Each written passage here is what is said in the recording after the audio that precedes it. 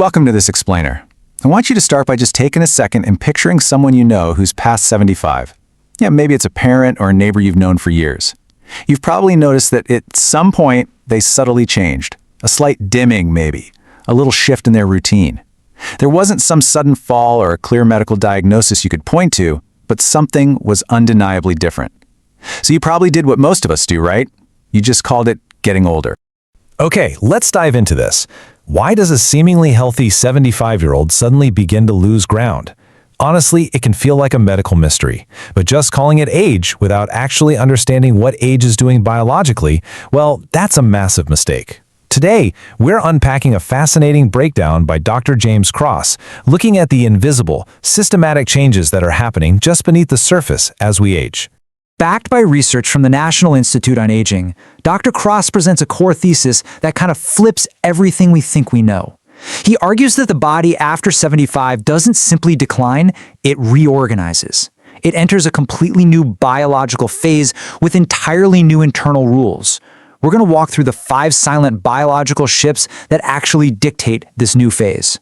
Starting with shift number 1, the Circadian Advance. Basically, moving to a new internal time zone. Have you ever wondered why a senior loved one is suddenly ready for bed at 8 p.m. and wide awake at 3 a.m.? Well, it's tied directly to a cluster of neurons in the brain called the suprachiasmatic nucleus. Think of it as their master clock. As you hit your later decades, this clock, actually scratch that, it doesn't break, it advances.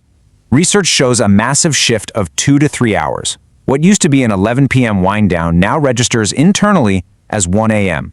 They aren't trying to be difficult. They are literally, functionally jet-lagged in their own living room. And here is exactly why this matters. Fighting this new clock just to seem normal actually causes severe systemic damage. Studies in neuroscience show that this kind of circadian disruption sparks a really dangerous chain reaction. We're talking increased inflammation, accelerated cognitive decline, and a weakened immune response. We need to align daily life to their new clock instead of fighting it. Moving on to shift 2, silenced warning systems. This is when the body's alarms just go quiet. This is perhaps one of the most dangerous shifts we'll talk about. Picture a senior doing some light yard work. They feel totally fine, but 3 hours later they're in the ER with severe dehydration. Why? Because older adults lose osmoreceptor sensitivity. This is the brain's ability to detect rising sodium in the blood and trigger thirst. And this brilliantly illustrates the danger here. They can be dangerously dehydrated without their brain ever sounding the alarm. No warning whatsoever. Because of this, the action step is super clear. We absolutely must replace their internal cues with our external routines. Schedule hydration. Time their temperature checks. You literally have to become the external alarm, because after 75, their internal ones have just gone quiet. All right, shift 3, the extraction failure, or when eating right just isn't enough. Now, what's really interesting about this data is the cruel paradox it reveals. A senior can eat a perfectly healthy diet, yet functionally starve on a cellular level. Gastric acid production drops by a staggering 40% compared to midlife, and less acid means less breakdown of proteins, which effectively traps vital nutrients inside the food. Add in a reduced intestinal surface area, and it's basically like a factory conveyor belt moving way too slowly to pick up the parts. Key nutrients like vitamin B12, iron, calcium, and magnesium simply pass through completely unabsorbed.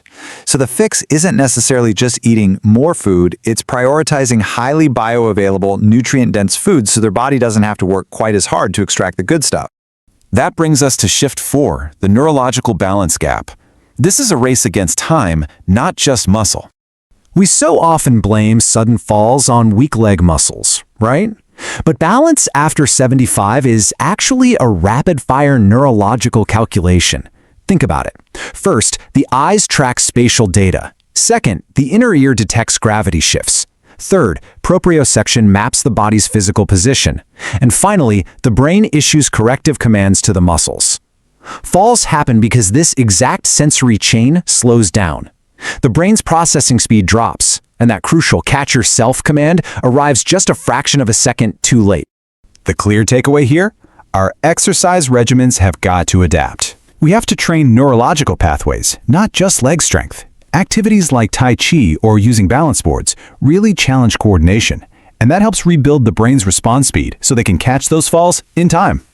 And finally, Shift 5, the cellular energy crisis, the hidden engine driving the decline. This asks the most crucial question of all. Why is the brain slowing down in the first place? Why is everything operating slightly below capacity? Well, the answer lives inside our cells.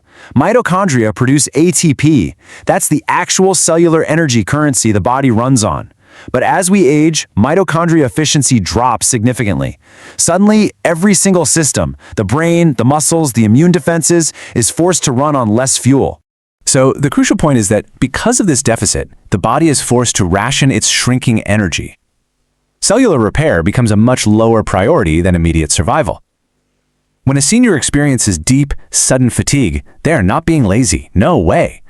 They are entering a calculated, necessary energy conservation state to manage their limited resources. The hidden engine. Let's look at connecting all 5 of these biological shifts.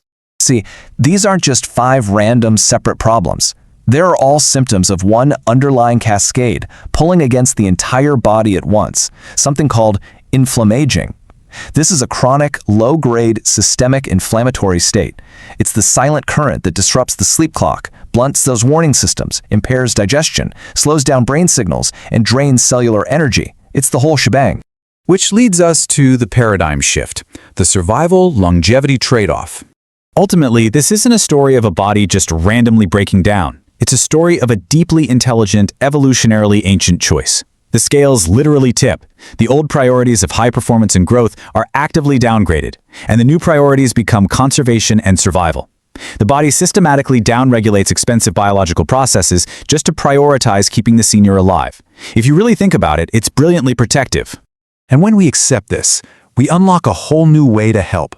By aligning our lifestyle with this new biological operating manual, by doing things like protecting early sleep times, scheduling hydration, training coordination, and measuring recovery, we significantly slow functional decline. We stop fighting their biology and we start supporting it. Which leaves us with one final question for you. Will you keep fighting the aging clock or learn to align with it? I really hope you use the information in this explainer to look at the changing biology of your loved ones, not with fear, but with deep, empathetic understanding. By anticipating these shifts, you can give them exactly what they need to thrive. Thanks so much for joining me, and keep learning.